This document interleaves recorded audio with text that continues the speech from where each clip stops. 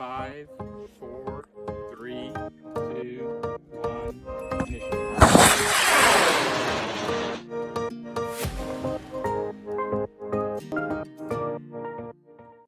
All right.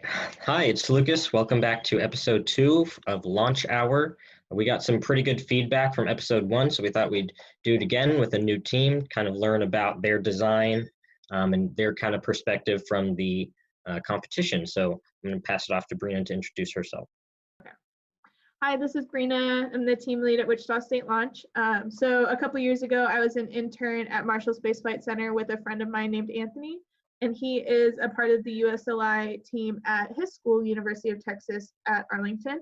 And so he got us connected, and we were able to have a really great conversation with their team today, where we learned about their project and got to talk to them about their experiences with USLI in general, and the things that they learned from their project. And it was really awesome. So we hope that you enjoy this video.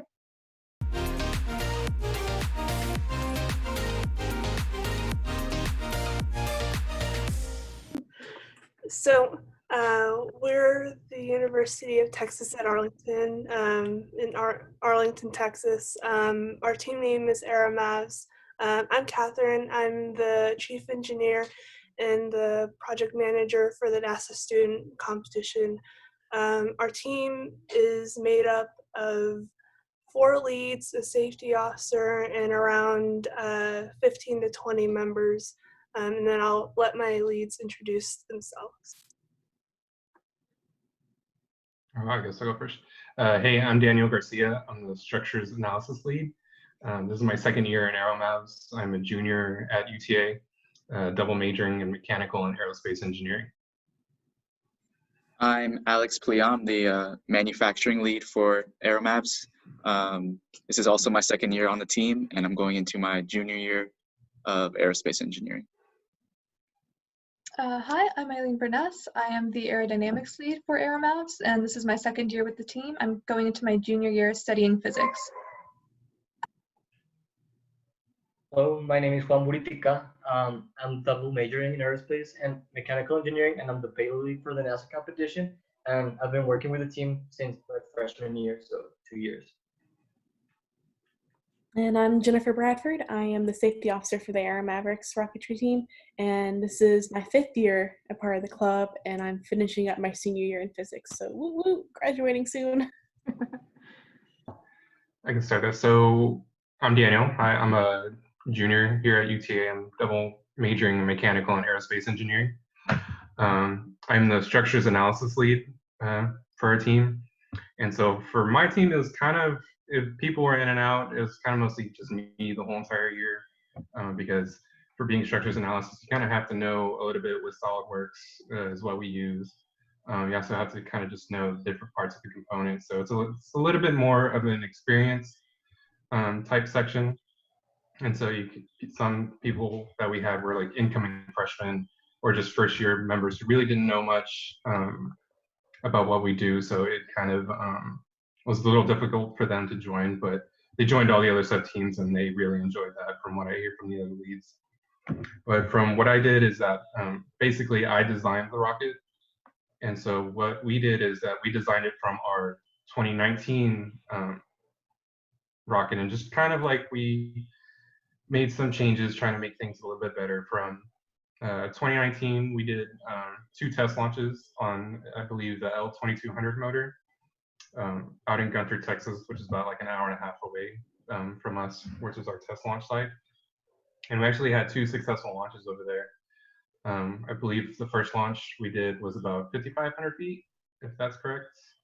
And I believe the second launch was about 5,600 feet. So we were doing pretty well. And this was when we were actually trying to do for Spaceport America Cup. And so we never tested with the M motor because we were doing the 10,000 foot challenge. And so when we actually did go to Spaceport America and we did our launch with the M motor, our fins sheared off.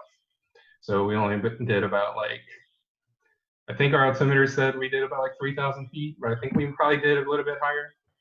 But we've, luckily enough, like we were fully able to recover the vehicle besides the fins.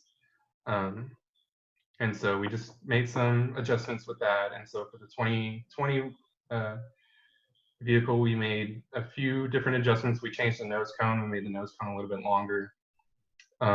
We actually changed up the fins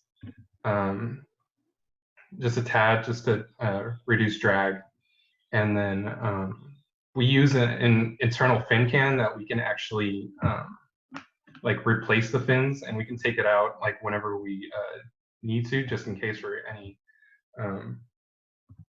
repairs. Daniel. So what's up? Sorry to interrupt. I have the FRR presentation pulled up. Yes. Yeah, So, I can share the screen and go through that as you talk yes. if you want. That'd be great. Thank you, Alan.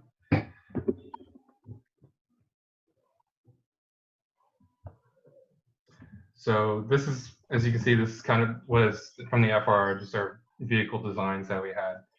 Our nose cone was a little bit bigger, and what we actually try to do for our members is that we make everything in-house. So the body tube is made out of fiberglass that we make. The nose cone was 3D printed in one of the additive manufacturing labs on campus. Fins were helped out using carbon fiber from our Formula race team. So basically everything that you see like on here is made from us besides the motor. The motor is kind of like the commercial off the shelf. Mostly everything else is made by us. The full vehicle was probably about, how much was it? It was almost like, yeah, almost 3 meters, so it was about 9 feet. It was definitely longer than our last year's rocket, which was pretty cool. Like I said, the airframe that we did was made out of fiberglass, so we did a full layup, and I'm sure Alex will talk about that later in a bit. And the fin can that we have that you can see on the bottom right, it's just made out of plywood that we laser cut in our fab lab in our library that we have. We just have like a giant laser cutter that we can just put a sheet in, and it'll make a whole bunch of different cuts for us. So I think you can go to the next slide, Ali. And so, like I said, this is like just key design features about us is that we like to give like the hands-on experience for our members in designing and then actually building. And so we're very hands-on. And so, like I said, we do a full layup. You can see on that top picture is a full layup of our body tube. And on the right side is how we did our carbon fiber fins and also the laser cutter. And these are just all the other things that I said before. And so you can go to the next one, Ali. And like I said, this is just like a CAD model of the internal fin cam. So this can be like easily replaceable. You can see the holes where we can just screw them in. We have threaded inserts on each like quadrant of the fan cam. So it pretty much is just 12 bolts that hold this in. And we've had great success with this model. We had pretty good success last year. And so last year we only had like 3 bolts attached to the fins. And so that's what we think was the reason why they sheared off. And so we wanted to add a little bit more beef to that. So we made the fin tabs a little bit longer. Yeah, you can see where Allie's pointing. So we added an extra bolt. It made the rocket a little bit heavier, but we kind of need it since with the requirements for the ceiling that we had, because we were going pretty high at first, and I think Allie will talk about that later. So that just added some good weight. And so, and with the design that we did, it's a modular design. So we can go basically from like an L motor to an M motor, no problem. So the L motor, you can just put the adapter on it and then just slide it right into the inner motor tube and it should fit. And so once we get to the M motor for like Spaceport America, when we were going to do that, we didn't have to replace anything. It's just everything would fit right in there. So you can next one out, yeah. And these were just some of the avionics that we were going to use on the rocket. We did have the 2 stratologger altimeters. Those really helped us out for the parachute deployment. We did have a Big Red B, which was for live GPS telemetry, so we could follow the rocket in case we would lose it during flight or during recovery. And then we did buy a Raven 4 accelerometer. We wanted to use that as to confirm the Raspberry Pi Zero because one of our members was making their own accelerometer. So we were using that Raven 4 to confirm the data from the Raspberry Pi. And then I think that's all I had. So if like you guys have any other questions concerning like the design of the rocket or just anything, just ask away. Yeah, I have a couple of questions about the, well, I guess about a couple of different things, but so with the fins, you said you guys attached them with bolts. Yes.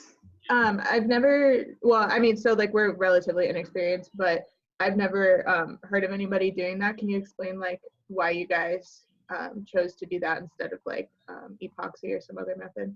Yeah, so like I said, we wanted the lower body tube to be modular, so we could literally like replace the fins and add like a different style of fin, maybe like oval type or just rectangular. We can any design fin, like you can make it fully replaceable. So just like what we had at Spaceport America, where our fins sheared off, but the whole rocket would still be able to be recovered.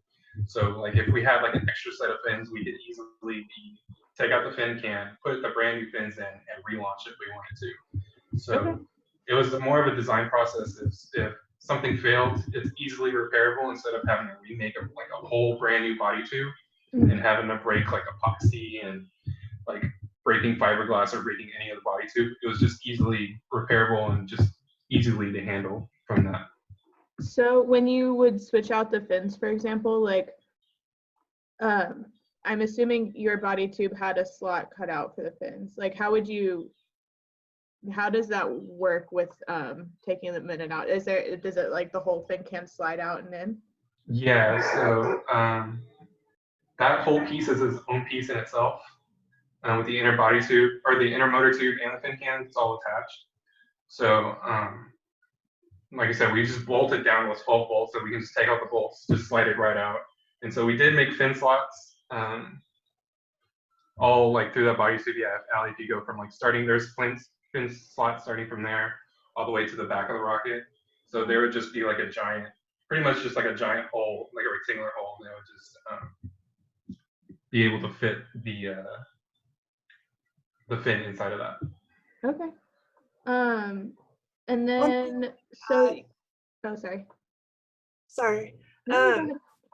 So with the fin can, it obviously, like you said, isn't conventional compared to what most teams do. The reason that we decided to go in that direction is because in the past, actually when I was in high school, I did compete in the NASA student launch, and my mentor at the time, he was the one that suggested this. And so it was really successful for my high school rocket. So I wanted to implement this into our team's rocket because, like Daniel was explaining, it's very easy to be able to switch out the fins and makes our rocket more reusable as years go on. Yeah, no, I think that's great. So you talked about making everything in-house. I was wondering, like, so for our team, we are really small, so we bought most of our stuff commercial off the shelf just because of like, you know, the time involved and everything. Yeah. Can you talk about like why you guys see it as an advantage to make your own custom parts? Like, you know, what your thought process is there? We like to give, like I said, we like to give the members like just the hands-on experience of actually, you see what you're designing and then you actually make that. It's because we try to do that even with our level 1 certification rockets, because we want to give them the hands-on. It's like, hey, like you actually get to feel, you get to make the mistakes, you get to see how it is to actually make a rocket, and like it's totally optional that we go do everything commercial off the shelf. Like we talked about doing that. It's like, hey, what if we go buy just a body tube instead of having to make a new body tube every single year? And so it's just, we just like to give on that hands-on experience of using different materials, different building techniques, and just, we feel like if you're in college, you should probably get some of that hands-on like experience of making something yourself and using your hands. Yeah, so you guys definitely think it's like worth all the time and effort that goes into that to do the learning. Yeah, most definitely. Yeah. Yeah. And I'm sure Alex, he'll definitely talk about the design Yeah, process. I can go the through manufacturing process. what we built and all that stuff. So I'm Alex. I'm the manufacturing lead here at UTA. I'm an aerospace engineer. I'm currently going into my junior year. And so, like Daniel said, we build everything in-house. And so just going through these slides, I just talk about the different processes we use for manufacturing different components. So for our nose cone, we did a nylon 12. It's just a powder-based 3D printing material at an additive manufacturing lab on campus. And we just, since the nose cone has to be so long, we have to cut it or print it in 2 parts and then super glue it together. And then we epoxy and shock cord on the inside just to hold it down and harness it to the rest of the rocket. And then in that picture on the right, I'm just using a lathe to sand the groove created by joining the 2 parts together. So it helps, because I mean, without making this on my own, I wouldn't really have the experience of using a lathe to sand it or you know, putting these 2 parts together or getting used to using those 3D printed materials. Ali, if you go to the next slide, please. And here's the body tube. So we do a fiberglass layup. So we have a PVC mandrel with which we just lay up fiberglass sheets around it using epoxy to cure and harden it. And so that's like an 8-hour, or it takes a few hours to do the whole process of wrapping, applying fiber or epoxy, wrapping again. But by the end of it, the team is pretty comfortable with working with fiberglass, and it's a good introduction to the start of the rocket, because then you get to see how work days are traditionally going to go, especially when we're building a bunch of other stuff. And so we just finish it off with wood filler just to make the body tube really smooth, and then from there we can just drill in any holes we have we just print out a sheet of paper with a layout of where we would drill our holes, and then drill the holes from there. And yeah, that's something we've done, I mean, since before I joined the team 2 years ago. They've been making the body tubes, so it's a good tradition to keep going, and it shows our members what we do. So yeah, you go to the next one. And so we were talking about fin slots earlier. And so as Daniel and Catherine mentioned, we cut the fin slots all the way through the bottom, just so we could slide the fin can out. And the way we do that, because in the past we've had troubles making the fin slots straight, you know, just uniform. So this year we made a jig that allows us to just guide a router into the fin slot or into the body tube, and then cut a slot, and then we can sand it to make it any bigger.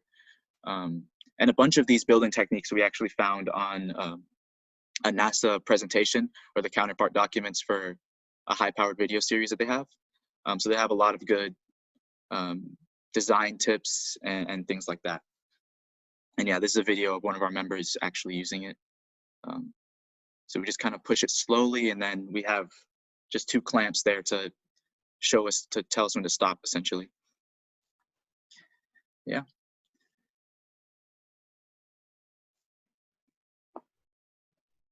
You want to go to the next one?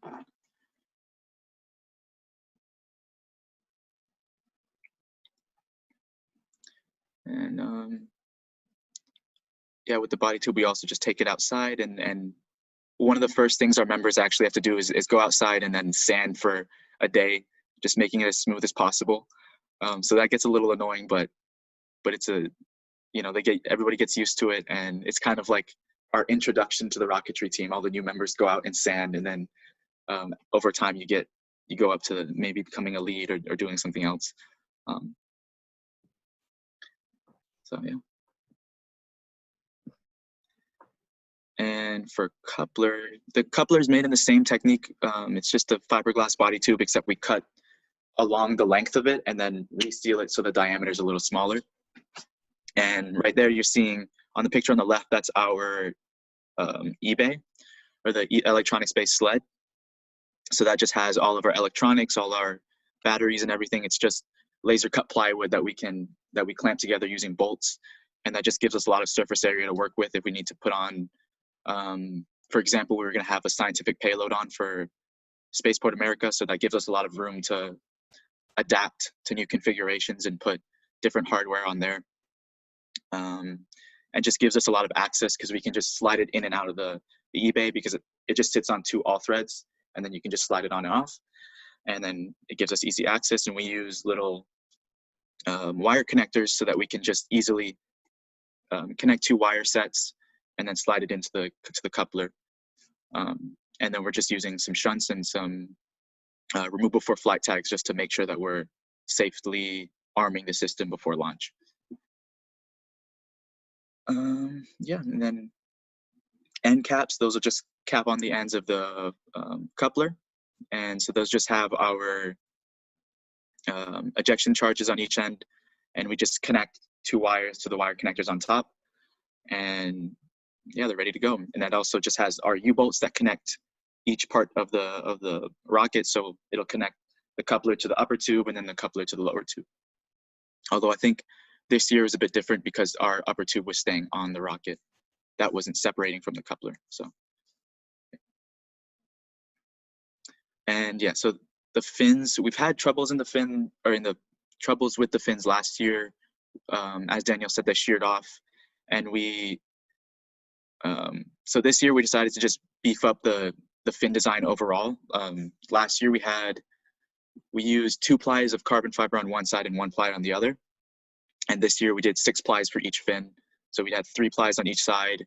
We used the foam core instead of honeycomb, which gives us more shear strength. So, so just, yeah, reinforcing the fins all around. We wanted to do a lot more, but of course we couldn't launch, but, and then we just trimmed the edges and then epoxy, do a bunch of layups and everything, just try to make the fins as strong as possible, just so we can avoid that issue like we had last year.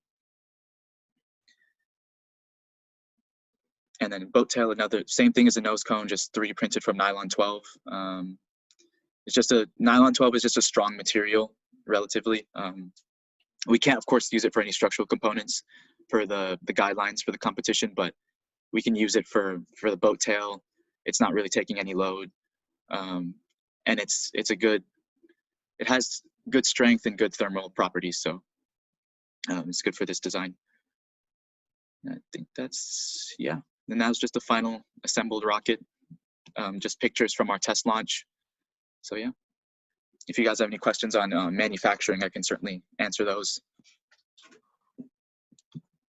Lucas, do you have any?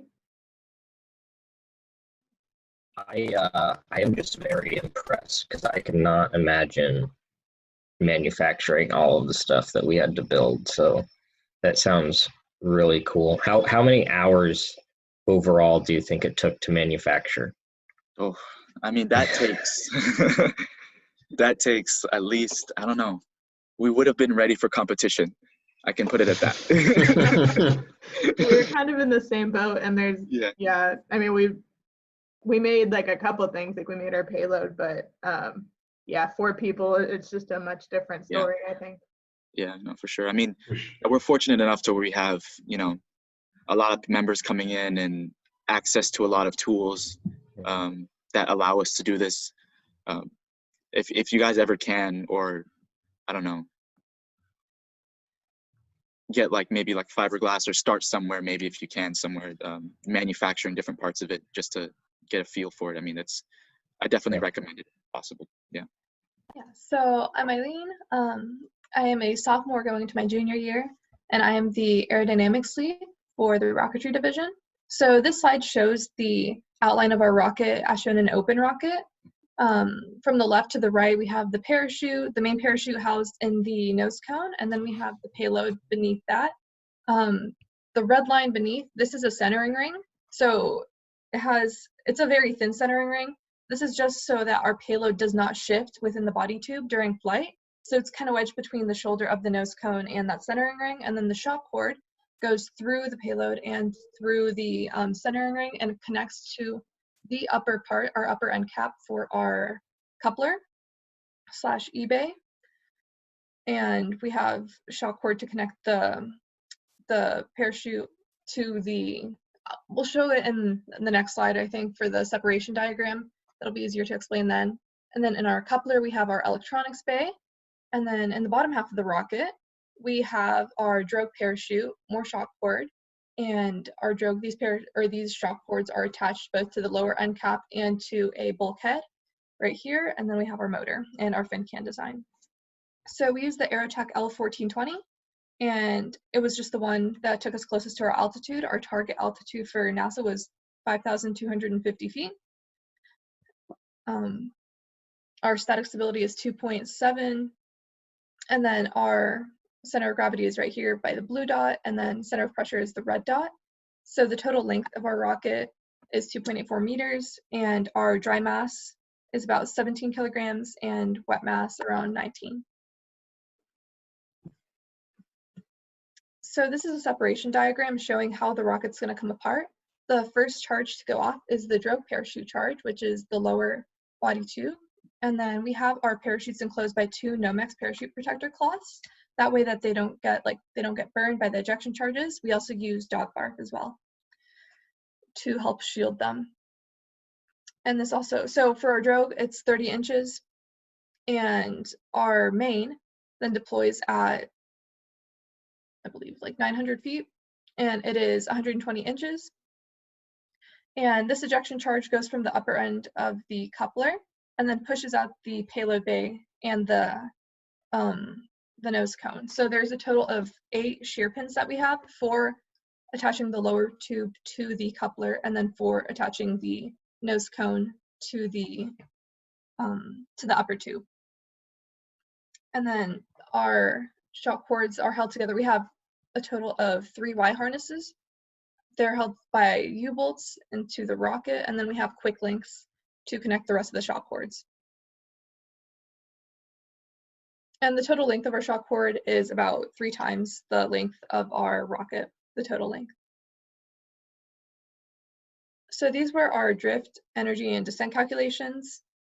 For 20-mile-an-hour winds, at launch day conditions at NASA, we were expected to drift around 2,300 feet, which is under the 2,500 feet minimum that was required. And these are all our velocities under drogue, and the total flight time would be around 80 seconds. So this is our first full-scale launch for NASA. Our predicted apogee was 5,065 feet, and our actual apogee was 6,006 feet. I'll show you the video.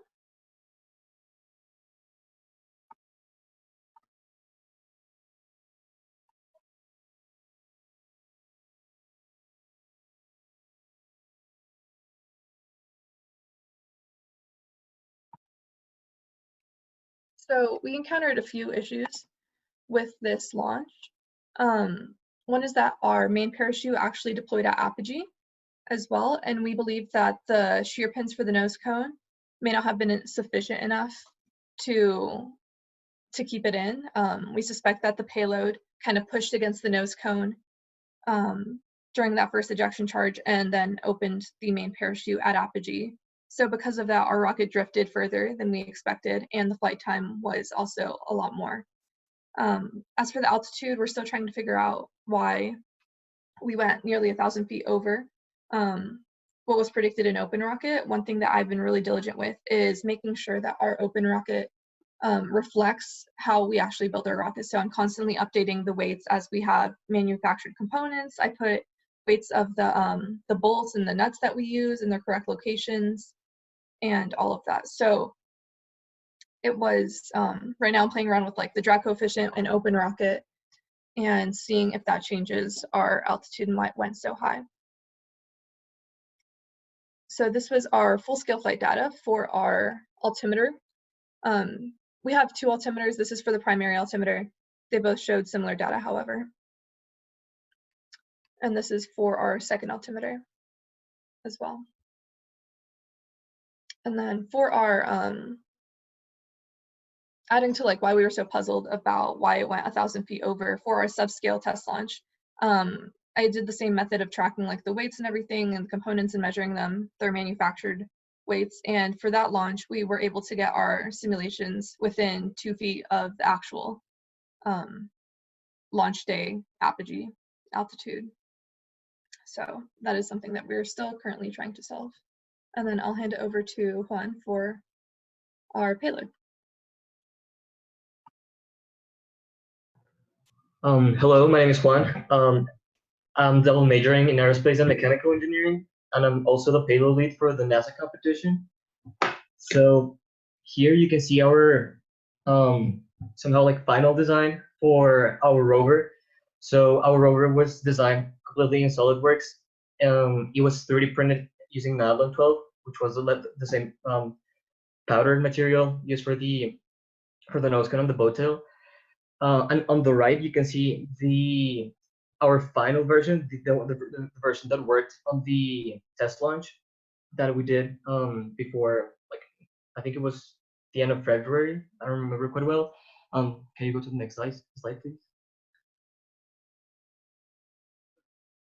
So yeah, so like this is like the payload summary. So I think it's basically the same for most of us, for all the teams.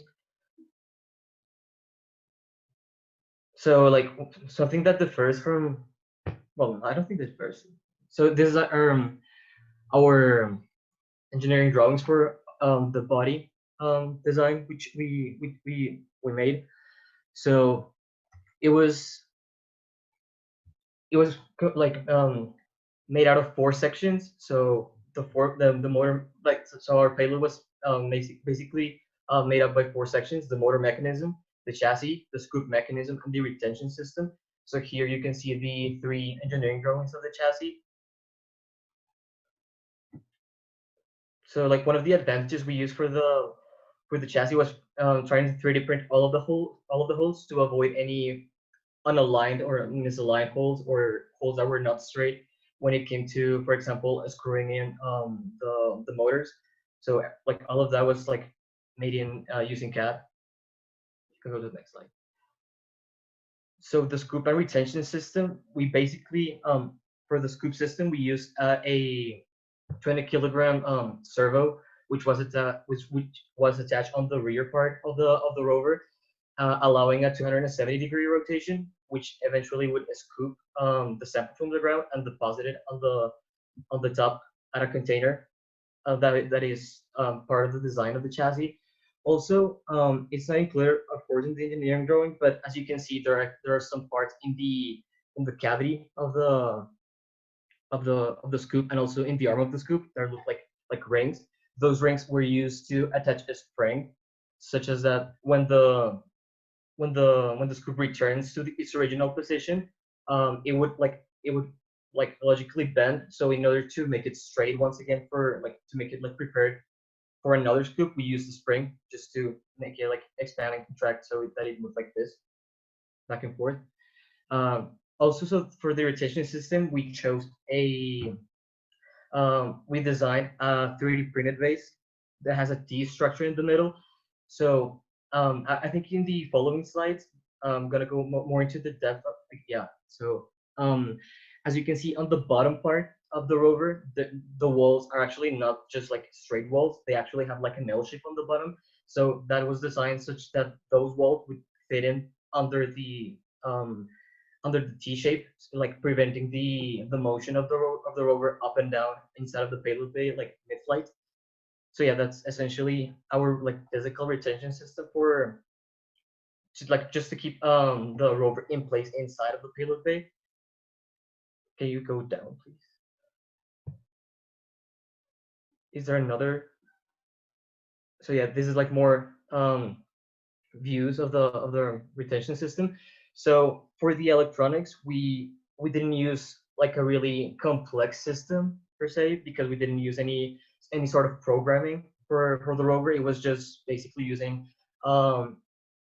like essentially a motorized system controlled by a receiver. So we didn't include this in the presentation, I think, but we used for the electronic components, we used 2 ESCs. Both of them were attached each like individually to each of the motors, so that like that way we could like control each of the live axles independently. Can you go up, please? Okay, so there's not a bottom view on this presentation, but essentially our axle system was consisted of two driving wheels. So each of the wheels were sitting across from each other just to reduce the space, and it was connected. Let me see, because on the presentation I have it actually has like the pictures. Are you using the You one could that's on the share your drive? screen. Eileen? Okay. Yeah. There we go. Share. Right. Can you see the presentation better over here? Yeah. Yes. Yeah, we Okay. can see your presentation. So this is the bottom view of the rover. So here you can see this is the rear part. So here's the servo and the scoop system. Here is one of the motors, and as you can see, each of the motors are located like diagonally from each other, just to make use of the space, because one of the constraints we encountered was the volume or the space available to fit in the rover, which until the final steps of the design, it was an issue because we kept like decreasing mass, decreasing volume, and it still didn't fit quite well or like smoothly so that it could go in and out. So like the the axles were not connected like one wheel to another wheel. They were basically connected on the outside of the rover via a pulley mechanism. So we used hexagonal shaped rods just to like increase the points of contact. So instead of just using a cylindrical shaft and a cylindrical fit, we used like a key fit. So essentially the pull gear would have like the same like geometry of the shaft. So that would give us or allow us to transmit power more efficiently by increasing the number of like surfaces of contact, and without depending of the tightness of the fit and also like on the friction of the fit itself. So on the outside of the rover, you can see the 3D printed pulleys, and basically those pulleys would transmit the power generated from the motor to the dead axle that is going to be like in front or on the rear part, depending on which side you're looking at. So we did that, and on, for example, on plain surfaces, it worked. It actually drove well. But for example, in a more like complex terrain, such as like grasslands or a muddy terrain, it didn't have enough torque to move the rover and like yeah, so to overcome like little obstacles. So as you can see here, we have a video. I don't know if I can play it right now. Oh, there we go. Okay, I guess I'm having errors, but here we have a video of the rover moving in this environment. So as you can see, the grass is really tall. So it like in order to overcome that like the height of the grass, we require like a higher torque a motor, which in this case it wasn't, because one of the main characteristics of this motors, it was a high speed low torque, so it didn't have enough torque to basically make the rover move with all the weight it has. Let me explain more of the like the final setup we use for the. So here is of course just like we use Velcro in order to attach all of the components on the top of the design. So as you can see here, there's like a small chamber or cavity so that we can like place and just like organize the components in a better way. So here you can see all of the circuits, all of the ESCs. These are connected each independently to the motors, and we used a transmitter to basically control each of the individual sides to have like to allow the rover to also like move back and forth by basically putting motion into both of the motors at the same time, but also adding direction if we wanted to turn the motor. So we just use just one of the lines of motors just to move the rover, for example, right or left. Uh, so yeah, so that's basically our design. So with the issues we encountered, first of all was the torque. So we decided to go and get commercial off-the-shelf motors that would offer low speed but higher torque. And also we redesigned the chassis. That was part of the addendum, but we were just working on it before everything blew up. So yeah, that was pretty much the design of the rover. Some differences between the previous designs, because one of the main characteristics of the payload team was that it was really dynamic. It changed designs every now and then because some of the stuff didn't work. So from the previous design, you can see it was like more of like a tank. It still kept the same to like double wheel drive, but in this case, it would use a belt, so more like basically how tanks operate. So this was the previous wheel. One of the main issues we encountered with this was that basically with the original design, it didn't fit the payload bay, and also the design or the gear wheels didn't fit the belt that we ordered. So we first of all had the time constraint because we had to basically make a new report, and by that time the payload had to be working. So we discarded this design because of that, and it also had more space. And I think the design that we come up with in the end was more efficient, like weight wise, and also um space wise, like volume wise. So I don't have like a picture of the payload bay over here. So this was essentially the payload bay. All right, I can show it with this one. So the payload bay didn't change at all, just the base with the T structure, but it would essentially consist of like the cylindrical compartment made out of fiberglass, just like as Alex was explaining. He made it was the same process as with the body tubes, and also we used a door, like a laser cutted door that was attached to a piano hinge, so it would basically like logically allow just like the opening and closing of the canister. But we used for the addendum, it's not in this particular presentation, but we used a magnet system just to hold it in place. But one of the issues we encountered was that like the magnets would come off if we like just paste like glue it to the inside of the tube, and also to the inner surface of the door. If we glue it with epoxy, it would come off like really easily when we tried to open it up. So we came up with a magnet design in SolidWorks that we 3D printed, and we basically put magnets inside, and that seemed to work fine. But we couldn't test it because again, that was part of the addendum and like the final additions we made to the design. So we didn't test it on a lunch, but it hold the door really well. And one of the things we were aiming with this, it was like it would hold the rover in place, but without having too much like magnetic strength, just like so the rover could push the door and come up really easily. Am I skipping something from the design? I think that's pretty much it. So yeah, do you guys have any questions? Sweet. I have a couple questions for Eileen as well too.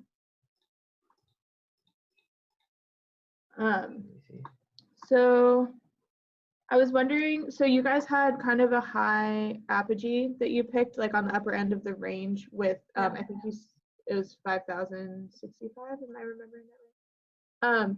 I was wondering like why you guys chose one that was that much on the upper range, because I think you were also designing for that other competition too. Was it kind of trying to make the rocket work for both of those, or Yeah. I was wondering your thought process behind that? So for our competition for Spaceport America Cup, we go 10,000 feet, and we usually do a half scale or a few half scale test launches before then, which would be about a mile, 5,000 feet-ish. So we had available L2200 motors. So I was trying to see if we could use that for our current design this year, those motors, but those would have taken us too high. But to keep within that L range so that we could kind of test the design, like have our NASA launches be like the test launches essentially for IRAC, even though it would be a different configuration for payload. But that's kind of like the reasoning of why it was around 5,000 feet. Okay. I was wondering with that, did you guys ever run up against the 90-second descent time limit? Because you had kind of a big parachute and you're going so up, so at the upper range. So I was wondering if you had any issues with that, because we had to play around with ours a lot with different kinds of parachutes and different CDs and diameters and things. So I was wondering your experience with that. Yes, definitely. As we were getting into those calculations and choosing parachute sizes, that was definitely a concern of getting the parachutes down. So I think I changed the size of the drogue parachute and made it smaller diameter so that we would have a faster descent time under drogue and be able to get down within those 90 seconds. But also, one of the biggest things was actually the kinetic energy upon landing.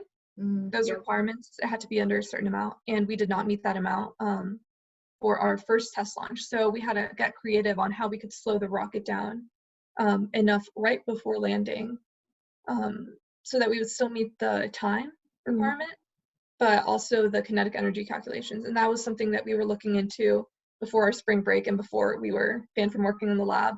So we had a few ideas for that, but we weren't able to implement them, unfortunately, for our second test launch. Right. So yeah, I guess that's kind of like almost two problems working against each other, because you said you were hitting above your apogee, so then you would want to add weight, but then that would actually like make the kinetic energy thing worse. So you said you had a couple ideas. Can you like just kind of talk about like some of your guys' like, I don't know, thoughts for how to go forward from that? I know Catherine and one of our mentors worked closely with developing ideas for that. One of mine would be to add a secondary parachute, like a secondary main parachute that deploys at a different time with like a drogue or a chute release, like right before landing. Catherine, if you can talk more about like what y'all talked about, that'd be great. So our mentor and I went through and did some of the calculations for kinetic energy. One of our mentor's ideas was actually to flip the main and drogue parachute around so that the drogue would be coming out from the nose cone, and then the main would be coming out from the lower body tube.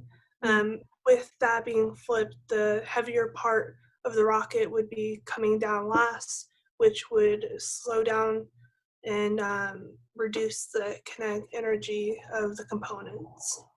Okay. Yeah. Okay, I just got the 10-minute warning, so we'll just have to be aware of that going forward. But anyway, yeah, no, that's really interesting. I remember Lucas specifically and myself, we were playing around with those parachutes for like, I don't know how long, trying to get the 90-second and the kinetic energy. So I understand those issues a lot.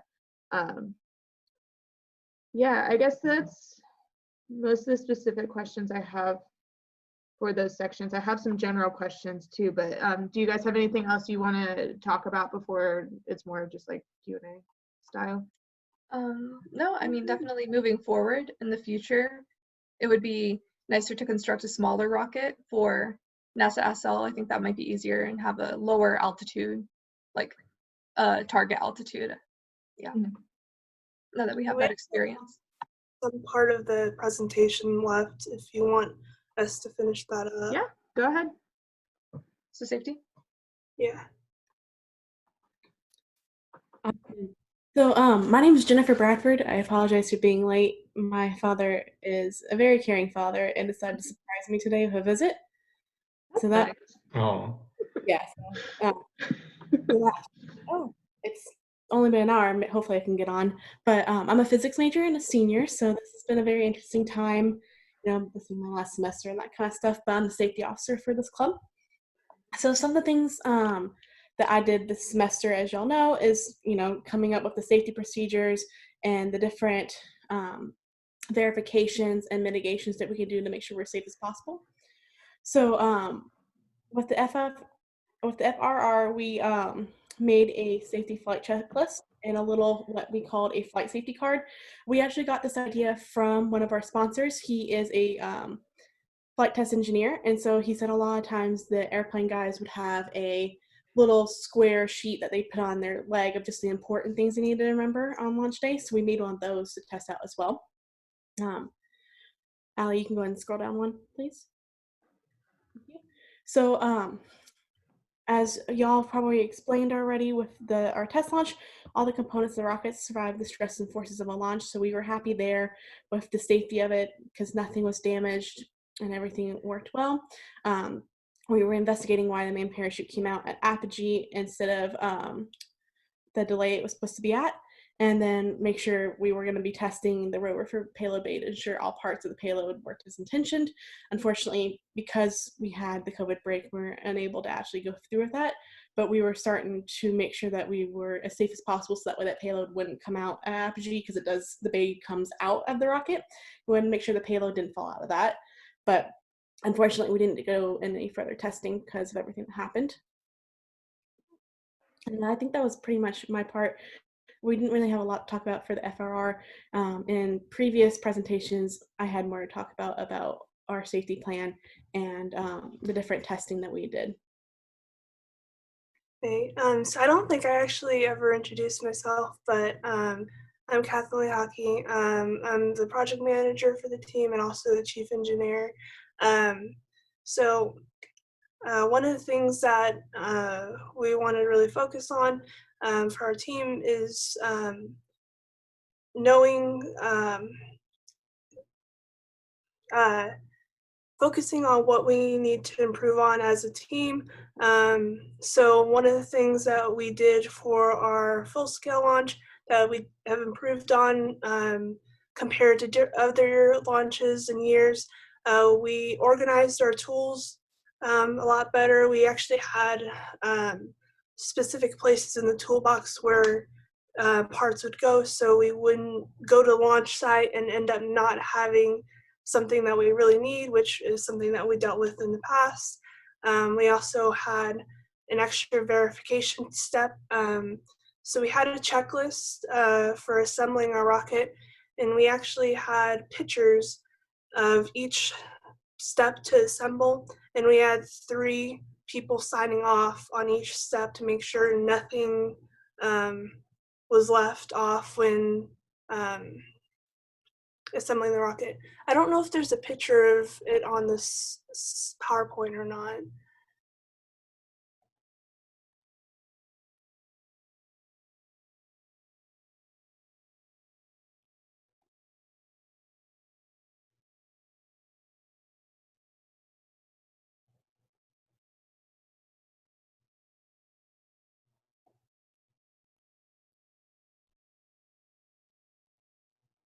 Okay, it's there. So that was kind of an example of how we did it. So the first step would be all the supplies that are needed for the specific part of the checklist. And as shown, there's pictures of each individual step. And then if you see the check marks, for each section of the rocket, there would be a designated person in charge of that to make sure that the members get everything correct.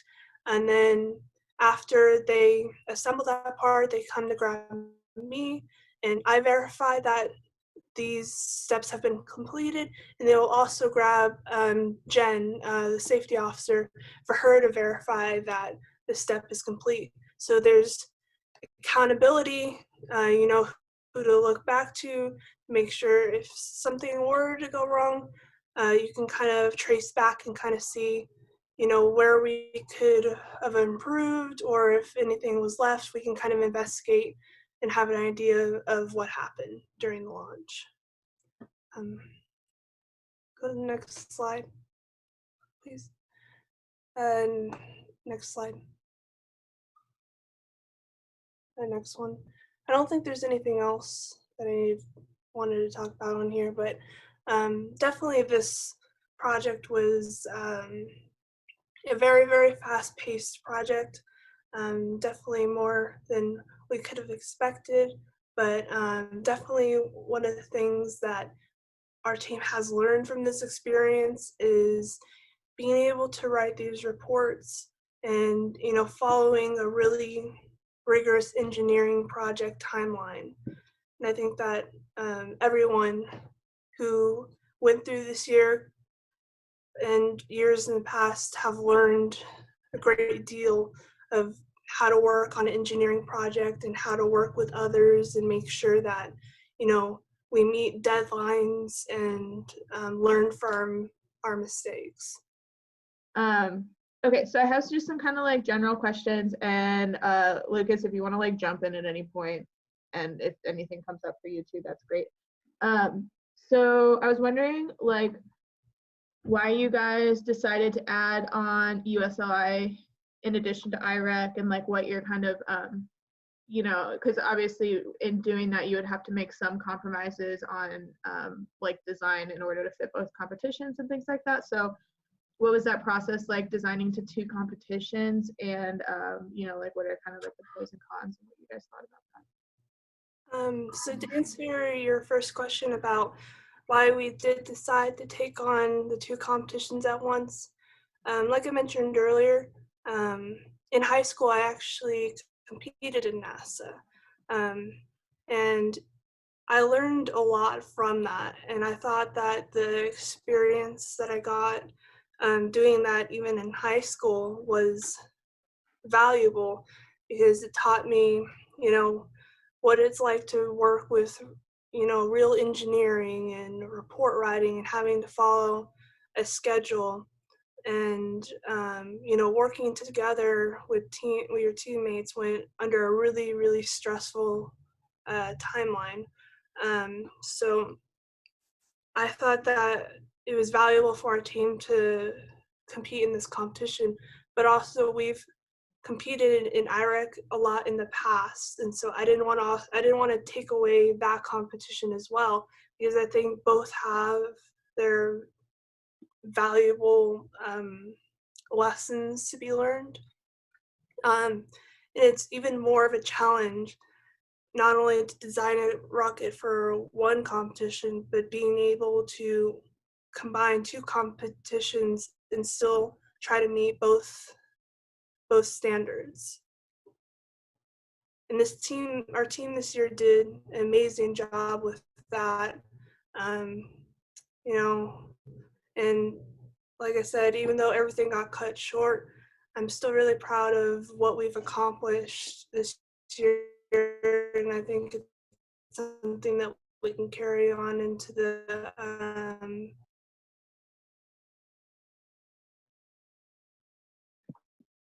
Oh yeah, I think that's great. I mean, the more lessons, the better, as far as I'm concerned. Like I've learned, I mean, just speaking for myself, I learned a ton this year. And you know, we just had one competition, so I'm sure that it was even, you know, more than that for you guys. What were some of the like bigger lessons learned that you had throughout this project that you would apply to like future, or like, I guess, what's some advice you would give to other teams, like next year's team maybe, to deal with some of those? Some advice I would give is definitely time management, and also just making sure you keep pushing the deadlines and making sure you stay on top of your schedule, because once you don't follow a schedule, things start, you know, getting delayed, and then you're rushing at the last minute to launch. And going into launching, definitely try to launch as soon as possible. Like, do not hold off to the last minute.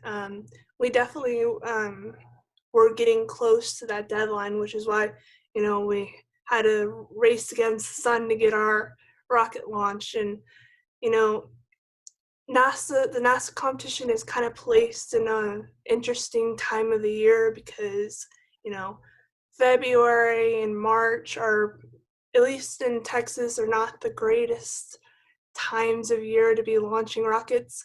So you're kind of just trying to manage with trying to get your rocket done on time, but then you're also having to deal with unpredictable weather, and it's just best to have everything done as soon as possible so that you're really just waiting for a good time to launch rather than trying to throw everything together at the last minute. Yeah, I definitely understand that. We had to go through like, oh gosh, I mean, there's like countless nights we stayed up writing those reports right before they were due, but there was one, I think it was the FRR, we had one launch and we didn't like love that launch, so we had another one, and it actually was like beautiful, and it ended up being our last launch, which is really sad because we did not know that at the time. But we had our good full-scale launch. And that was, I don't know, we finished that at like maybe 4:00 on Sunday, and the report was due Monday. So, we had to analyze all of that data for the report in less than 24 hours. I literally did not sleep that night. I think we turned it in at like 7:20 and it was due at 8. Like, it was crazy. That was something, but I don't know. It's part of the college experience, I guess. I don't know. Yeah, I mean, as much as you can plan for, deadlines and stuff, I think it's kind of an inevitable that there's going to be some nights that you're just going to have to stay up Mhm. and, work to get it done. It's not necessarily a bad thing. It's just part of the process, and it, teaches you a lot. Obviously would like to avoid it, but it's something that's going to happen with any engineering project that you work on, because there's hard deadlines and sometimes you just can't make it, but you want to work as hard as you can to still make it on time. Yeah, no, that's great. Can I add something to what Catherine said? Yeah, no, go for it. Like something that I learned in the small time that I've been a lead, is that like it's a good thing that, for example, our team is big and all. That means like we can actually aim to like bigger challenges, more complex designs, and that kind of stuff. But also you have to take into consideration that when you start with a lot of people and there's no commitment afterwards, then that big design, that big challenge, it starts to become a problem, and it starts to become big.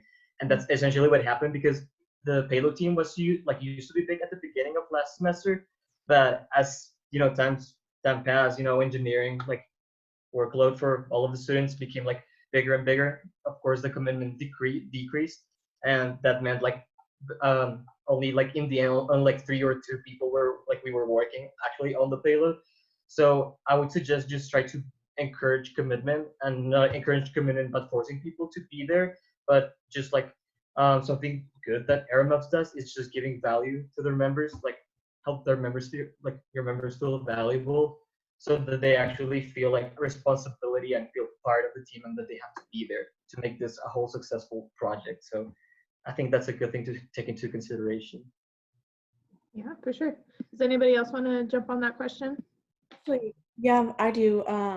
This is my 5th year in the club, so I'm a little bit of an old fart, so I've had a lot of experience when it comes to competitions and launching. And throughout the years, I've noticed, like Catherine said, organization, time management, and launching early is the key to success. Because my freshman year, we did a different competition, and the rocket I worked on didn't even get to launch because we just kept pushing back the launch date and kept pushing back. So when we had our test launch, we were still working on it. It wasn't ready, so we couldn't launch. Then we had the actual competition. Something went wrong. We couldn't fix it. We didn't launch. So getting that launch in early is really important, and make sure you're test launching, because I've seen IREC rockets and I've experienced IREC rockets that we launched without a test launch, and we had to grab a trash bag and go digging for our rockets. So that was a fun time. So make sure you do get those test launches in, because they're very important to showing you some things that can go wrong that you may not notice beforehand. Like the whole reason why our rocket crashed is because our black powder, we bought new stuff, and we didn't realize older members had ground up the black powder we originally had. So we bought the same stuff, but it wasn't fine enough, so it didn't have enough energy to separate the rocket. So, it went ballistic and made a crater. So stuff like that, just making sure you double check your work, make sure you triple check your work, and just test launching is so important to be successful. Yeah, no, that's great advice. Anybody else? Yeah, I would like to add just prototype early as well, because you really don't know how things are being put together. Like, yeah, you can assemble things like on your CAD model and see how things fit, but if you can actually like model, because I know for the subscale when we were starting that, we actually made a fin can for the subscale as well, and I remember it's like, man, I had to go 3D print that part, and was like, how is this going to fit inside the tube? How is it going to fit with the inserts that we bought?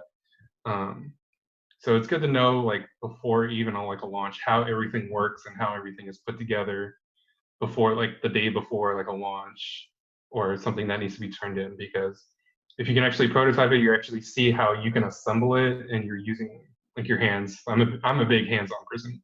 Mhm. And so if you can see how things go together and how they're going to be built, it can make the design of it. You can improve the design, or you can improve the efficiency of how you put it together the next time, instead of figuring it out like on a deadline.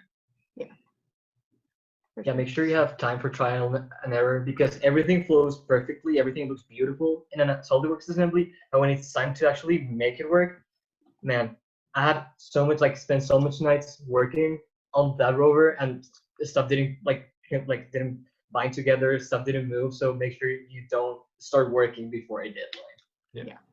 So definitely trial and error. Like, failing is a requirement in this because you don't know what you can get wrong, and if you don't want to fail at the most important part, you want that part to succeed. So it's like failing at the beginning is good. Figuring it out, just trying to figure out what works, what doesn't work. It definitely will take time, but it's much needed, and it'll definitely be good in the long run.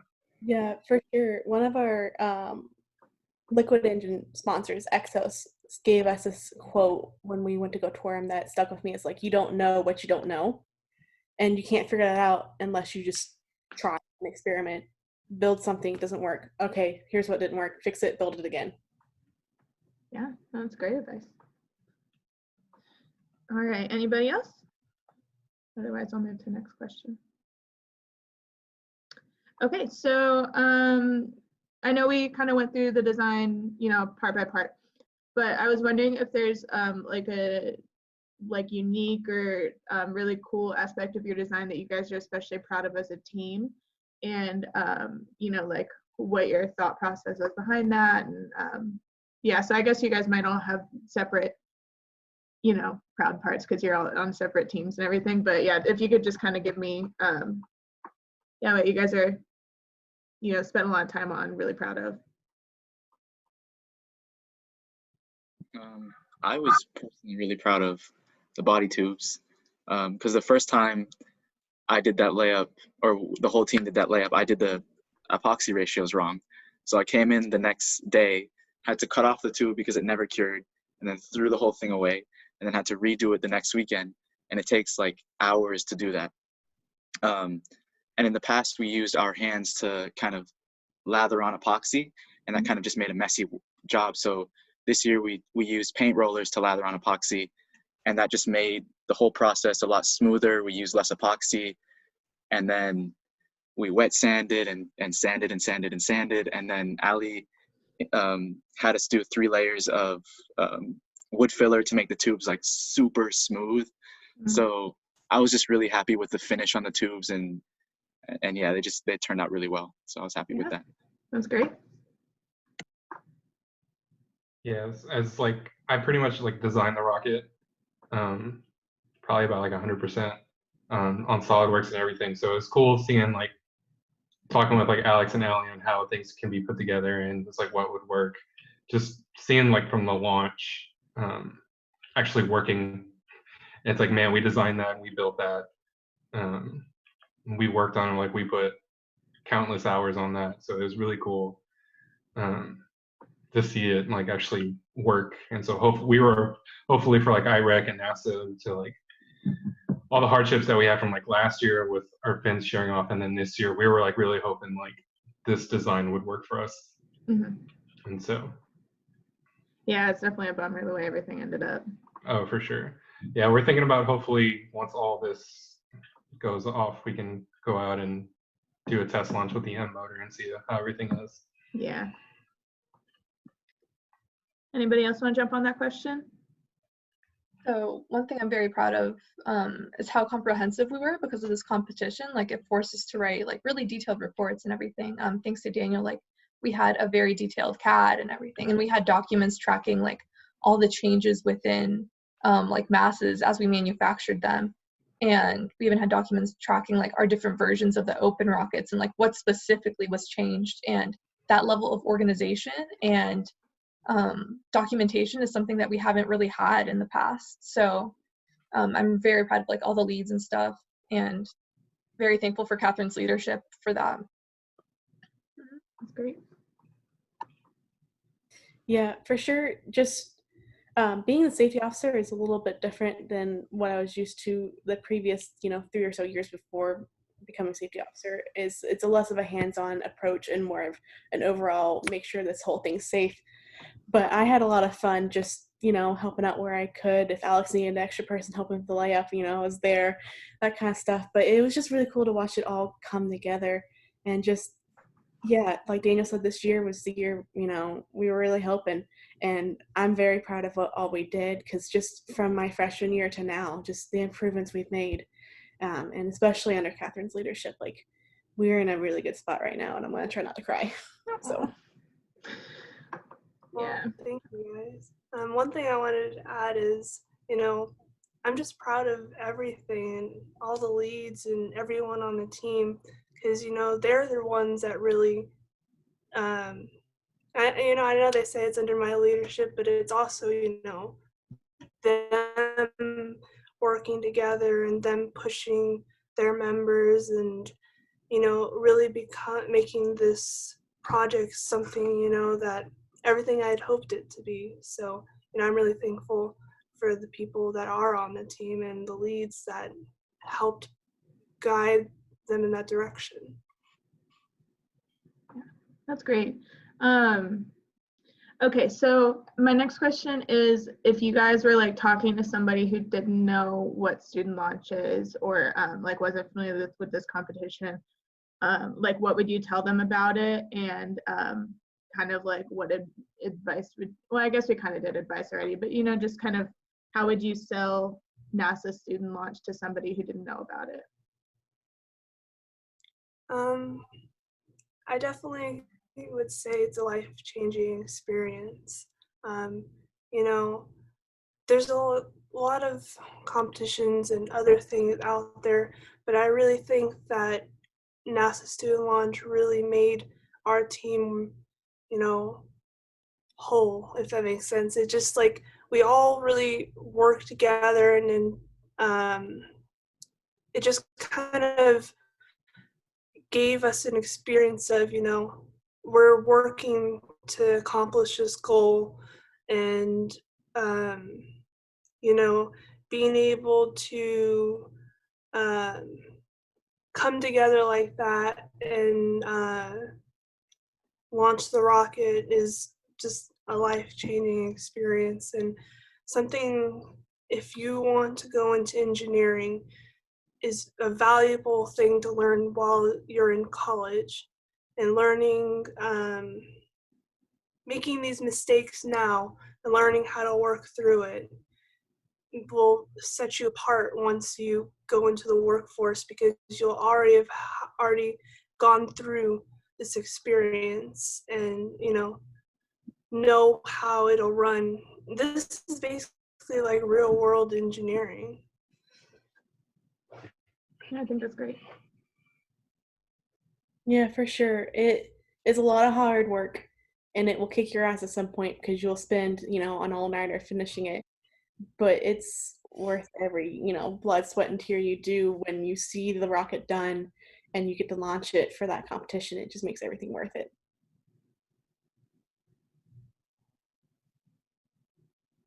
Yeah, if I might add, it's like Catherine was saying, it's really like a real world job, how you would go about.